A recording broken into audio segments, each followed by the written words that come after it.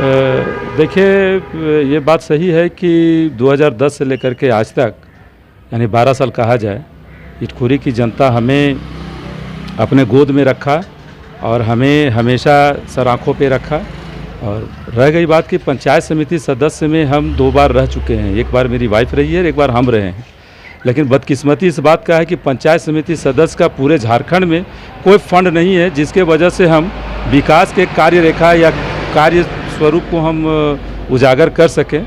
मैं इस वर्ष पंचायत समिति से नहीं बल्कि मुखिया से मैं खड़ा हो रहा हूं और मैं इटखोरी की जनता से मैं अपील करना चाहता हूं कि एक बार आप हमें मुखिया के लिए आशीर्वाद दे दें और बीते 12 साल में जो ऋण आपके समक्ष रहा है वो ऋण को मैं उतार सकूं विकास के माध्यम से। आप जीतने के बाद किन जन मुद्दों पर आप काम करेंगे कि सबसे पहले ये बताइए। देखिए, जीतने के बाद अभी वर्तमान में जो स्थिति इटखोरी पंचायत का रहा है, यह पंचायत सदर में है और यहीं से ही विकास का रूपरेखा तैयार होती है।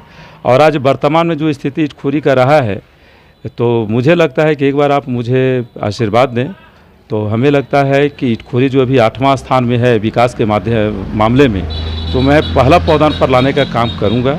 यहाँ पे शिक्षा बहुत धीमी गति से है, बेरोजगारी यहाँ से पलायन कर रही है, तो मैं चाहूँगा कि यहाँ पे अनेक प्रकार का फंड है जो यहाँ के बेरोजगार भाई को, जो शिक्षित लोग हैं उनको यहाँ रोजगार मुहैया करा दे सकें। आप अपनी जनता से क्या अपील करना चाहेंगे? मैं जनता से यही अपील करना चाह रहा हूँ कि एक बार अपना छोटा बेटा, छोटा भाई समझकर मुझे एक बार आशीर्वाद दें, मुझे एक बार और मौका दें।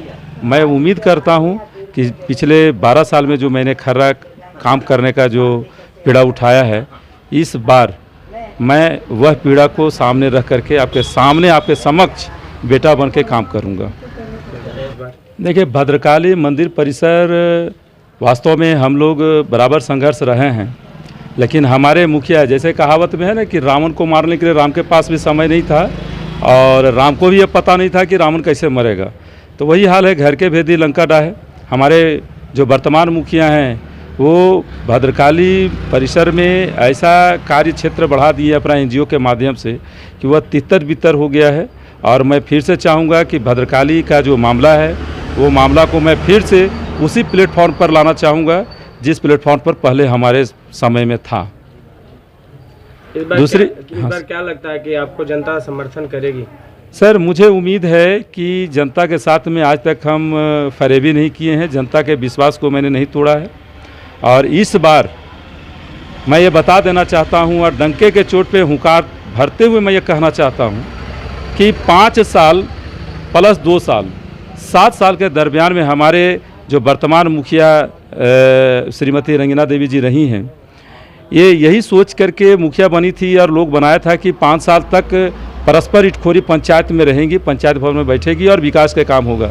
लेकिन जैसे जैसे दिन बीतता गया, महीना में एक बार, 15 दिन पर एक बार आती थी और मुखिया का जितना भी वित्तीय पावर को छोड़ करके जितना भी रहा उनके कार्य क्षेत्र के अंदर 90% काम मैंने किया है, सिर्फ वित्तीय पावर को छोड़ करके। आज भी जनता को यह ज्ञात है कि हमने चाहे जाति से संबंधित हो, आवासीय से संबंधित हो या आय से संबंधित मामला हो, मृत्यु प्रमाण पत्र हो, चाहे जो भी हो, मैं प्रशासन के साथ में आंख से आंख मिला करके बात करने का काम किया है। और इटखोरी के, खास करके इटखोरी वासियों के लिए, मैं उनके हक अधिकार के लिए मैं जेल भी गया। मैं अपने लिए जेल नहीं गया था, मैं उनके अधिकार के लिए जेल गया। और जहाँ तक के बात है भद्रकाली मंदिर की बात, तो भद्रकाली मंदिर में संतोष सोनी, मैं अपने आप में गर्व महसूस इसलिए कर रहा हूँ कि आप लोग के समर्थन से आज जो महोत्सव हुआ, महोत्सव में एक बार हमारे उपायुक्त महोदय हम लोग के साथ में बैठक करते हैं, उसके बाद में सारा रूपरेखा तैयार होती है। और रैयतों के लिए खास करके यह संदेश है कि आज रैयत हमारे इटखोरी पंचायत में लगभग 250 प्रबंधन समिति के सदस्य बने हैं।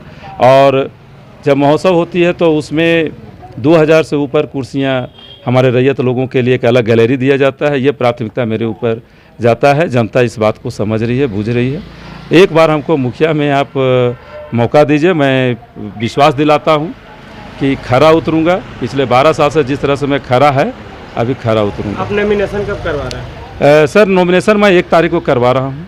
आप जनता से किस तरह का सहयोग चाहेंगे इस बार? सर जनता से मैं आशीर्वाद चाहता हूँ कि जनता हमें आशीर्वाद दे, एक बार हमें मौका दे।